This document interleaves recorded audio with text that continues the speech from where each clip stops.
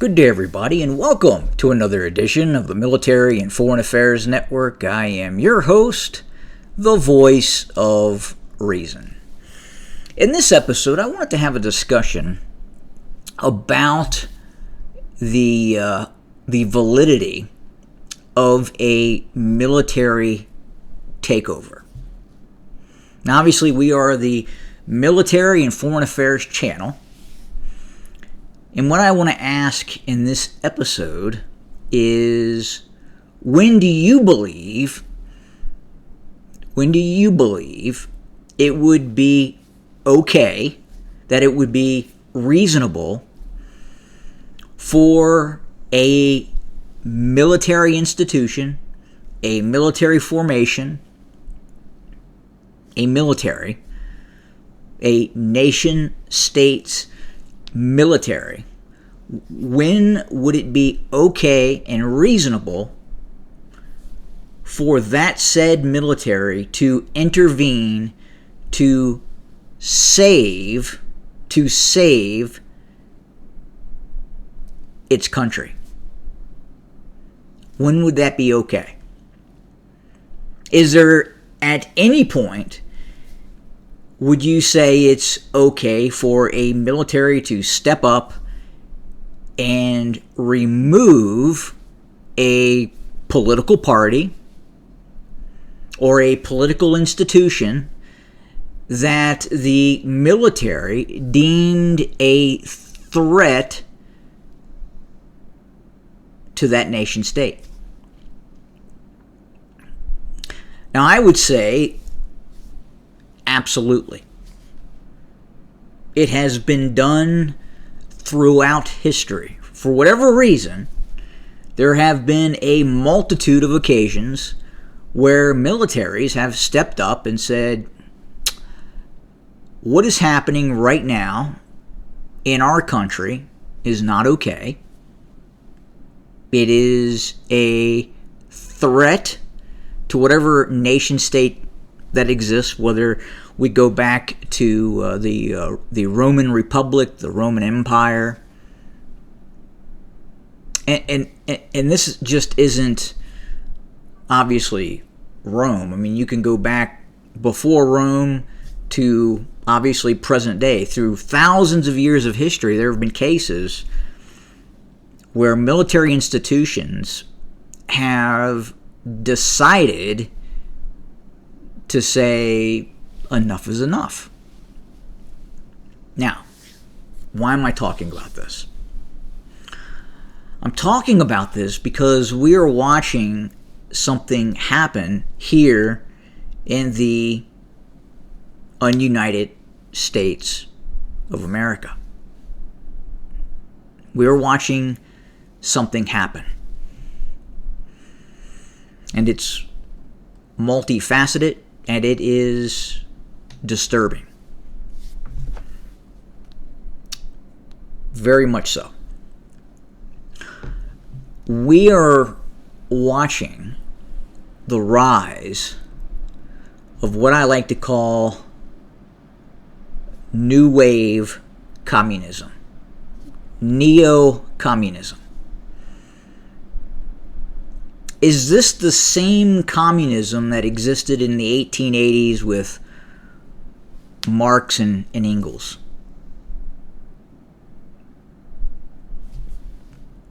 Kinda, but obviously we are seeing a contamination of communism of old with this new age communism, neocommunism with technology, and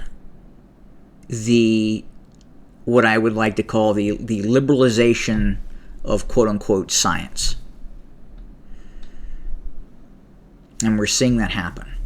So again, the communism and socialism of today looks different than obviously the communism and socialism that existed in the 1900s. Quite a bit different in some cases. Now, what we're seeing here in the United States, as we speak, I've talked about this individual prior, Zoran. I call him Zoran, the destroyer of cities. Right? Who would have believed? Let's go back to the 1950s. Let's go back to the heat of the Cold War, where the United States was looking at an enemy in the Soviet Union that was attempting to foster essentially worldwide communism. Now, if we go back to the 50s and the 60s, and we were to say that in New York City, the largest city in the United States, would be taken over by a foreign communist, a foreign Islamic communist. New York City would be ruled and slowly, fundamentally changed, maybe not slowly, maybe much more quickly, by a foreign communist. Obviously, if we go back to the 50s, to the 60s, that would have not have been allowed to occur.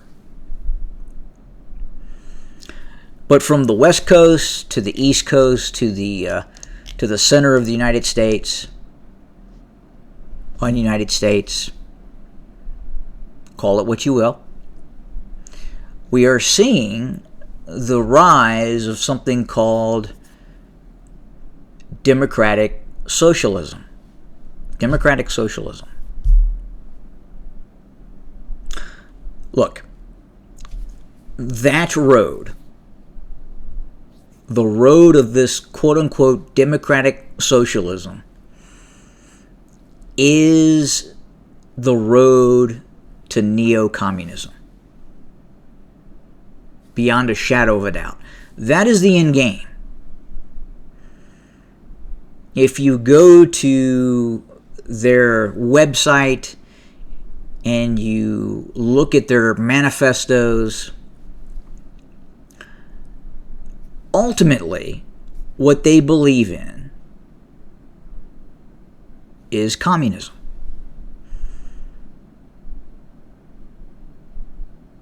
A state or a pseudo-state owns the means of production.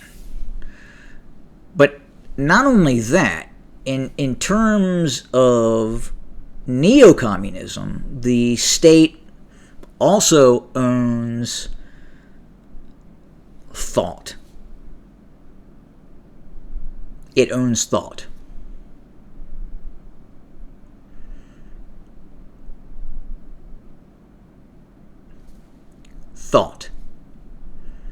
Thought and the means of production. Because look, ultimately the means of production is eventually created by thought and innovation. And that's the one, in all probability, most dangerous elements of communism. It is the sweet song of communism. Do as I say, and I will give you everything. You will want for nothing just as long as you do as I say. You must think this way, and if you think this way, I will give you your livelihood. Now, that obviously may not be me or whatever group or committee that is in power, but that is the road that we're on right now. And that road takes us away from probably the most important element of what has made the United States, I would say, great. truly exceptional. And that's two basic principles, two very basic principles that I believe has existed and has given the United States an edge. Two basic principles. One is the right to own property. You have the right to own property. Now look, not just property in terms of, let's say, real estate, any sort of property. You have that freedom. Property, ownership. Whether it is land or a home or something different. Not as tangible as, say, real estate. You have that ability. And then two, equally as important,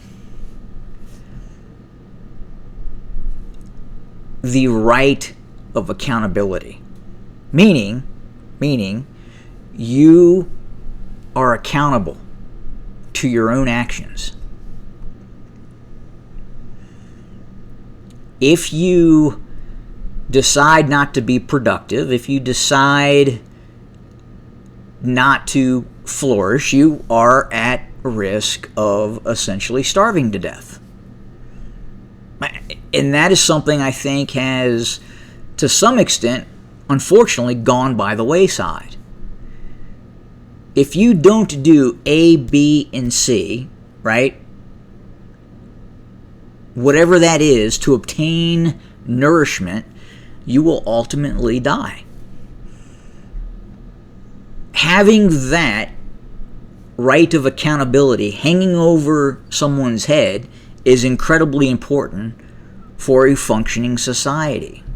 If you have a society where accountability is removed, some people would call it personal freedom. I call it accountability. The right of accountability. And obviously that can go both ways. Not just the prospects of starving to death based on your actions, right?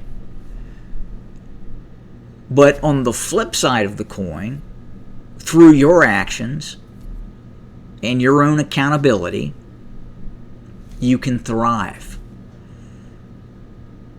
You can move far away from the prospects of starving to death and not having shelter. You have the ability to live in opulence if you strive hard enough. If you work hard enough or you are innovative, you have that ability. And Zoran, the destroyer of cities, along with his democratic socialist minions in the Democratic Party, aka the neocommunist party, they right now are striving to take away the right of property ownership and the right of accountability. The right of accountability. You must be accountable for your actions, for your endeavors, whichever way it goes, whether it leads to prosperity or it leads to downfall. Hopefully, the threat of downfall, the threat of not having nourishment or not having a roof over your head, would lead one to strive, at least in a basic sense, to acquire the means of self-sufficiency and self-support. Zoran and the others in this new wave communist party would like to remove that accountability. They would like to also remove the concept of you having the ability to acquire property, whatever that is. Whatever that is. Now, the United States was created with the understanding that is what the United States is about. Those two basic things, the right of property and the right of accountability. That's it. It's that simple. Now, if you have an institution that is threatening and ultimately, quite possibly, has the means of eliminating those two tenets,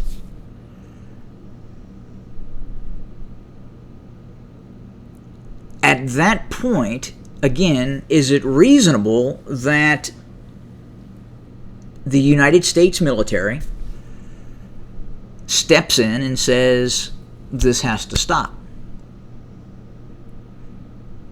This has to stop. I would say yes. Absolutely. Absolutely. The road that these social democrats are setting the United States, the un-United States, on course for will fundamentally change the United States and ultimately lead to its destruction. Beyond a shadow of a doubt. What Zoran and these other far left-leaning communists, AOC, the whole grouping, Bernard Sanders, right? The guy who went to the communist Soviet Union on his for his honeymoon, went to the nest of the enemy on his honeymoon.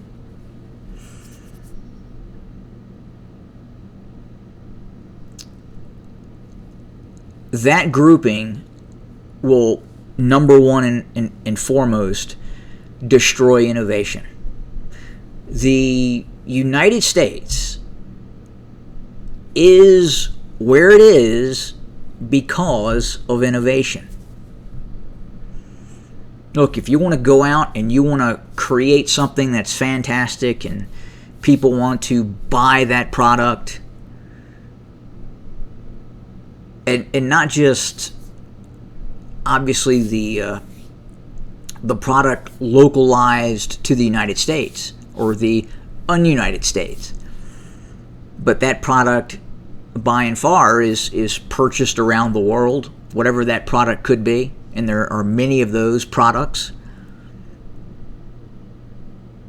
be it entertainment, be it a tool, be it a instrument of war, right? The vast majority were created through innovation. The right of accountability. The right to own property. That's it. Those two things. Now, what they will do, and I'm talking specifically about these left-wing Democrats, communists, neocommunists, they really disagree with you having the right to own property. That irks them beyond belief. If you were to go into a college, especially liberal arts colleges, what have you, grade schools here in the United States, that seems to be right now the leading train of thought. And I've talked about this before. It all starts in the school systems. And where we're heading for right now here in the United States, this gravitational pull towards neocommunism has been created in the school systems of the United States.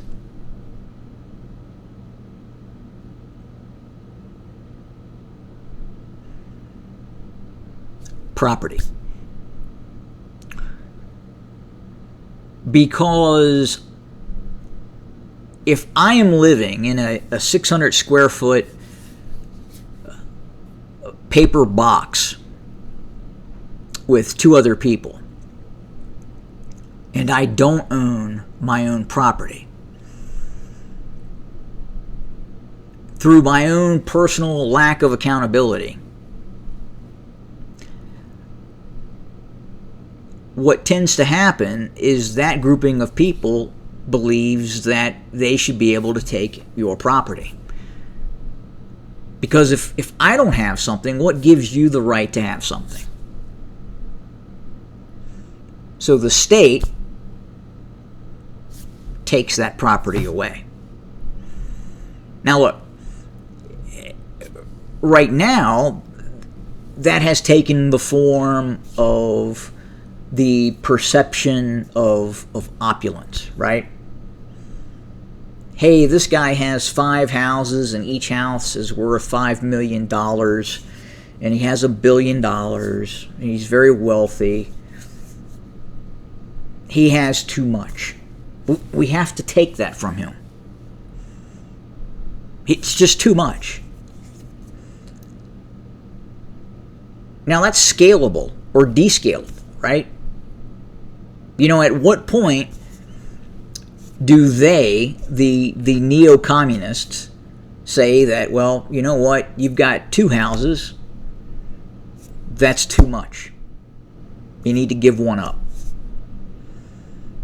Or you have 1 house and maybe it's too big. We believe it's too big. So we are going to place someone in that home with you. No, don't laugh. Don't say it can't happen. That's the next step. That's the Overton window, unfortunately.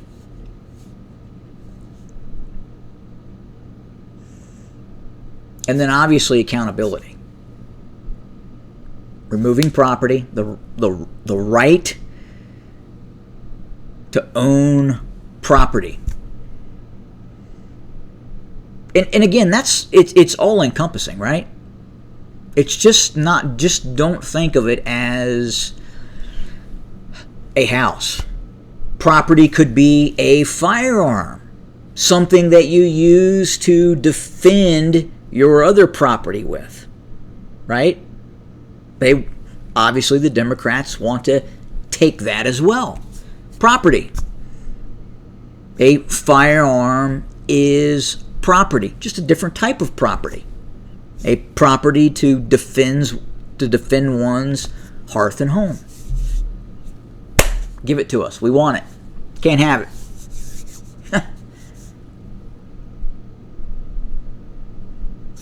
Accountability. Accountability. If the proles come for your property and you have an item in which you can defend your property and you use that to defend yourself from the unaccountable ones, it's perfectly okay. Not to the Democrats, it's not. Nope. No. Eliminate the concept of accountability, eliminate the concept of property, of ownership. Ownership. You ever seen if you live in a home right now, if you drive around your neighborhood or wherever you live, can you detect a renter from an owner? You ever heard that concept before, right? The whole concept of what a owned home looks like versus a rented home. It does. It may not always look like that, but usually it does. The owner of one's home will traditionally keep it much nicer than what a renter does.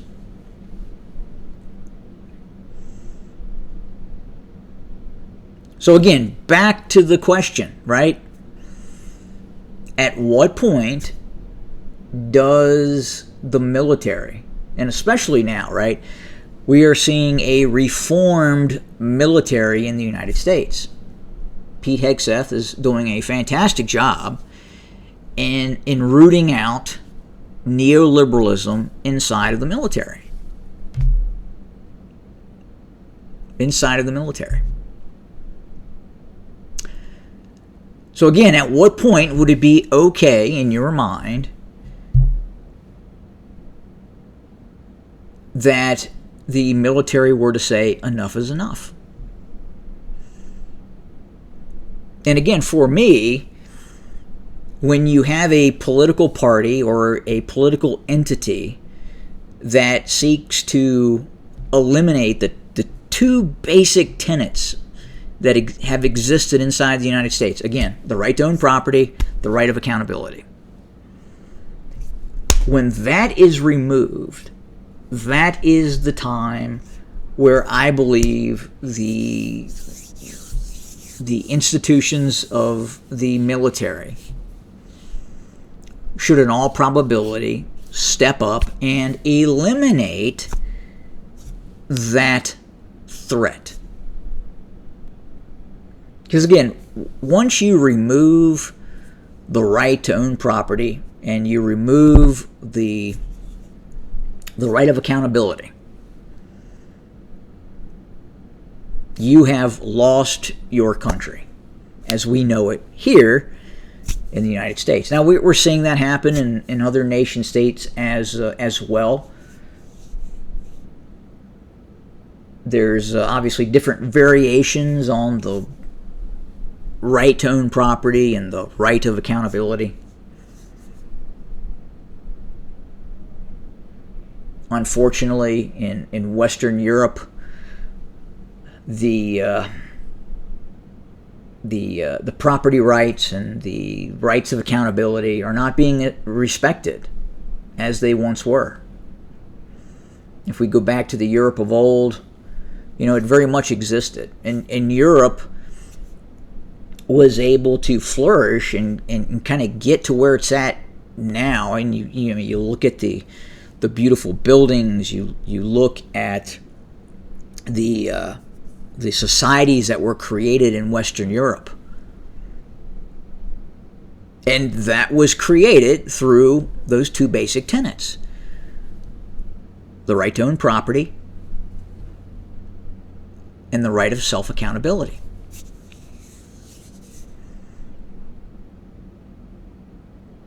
That's how basic it is. And that is what created those environments that you see now.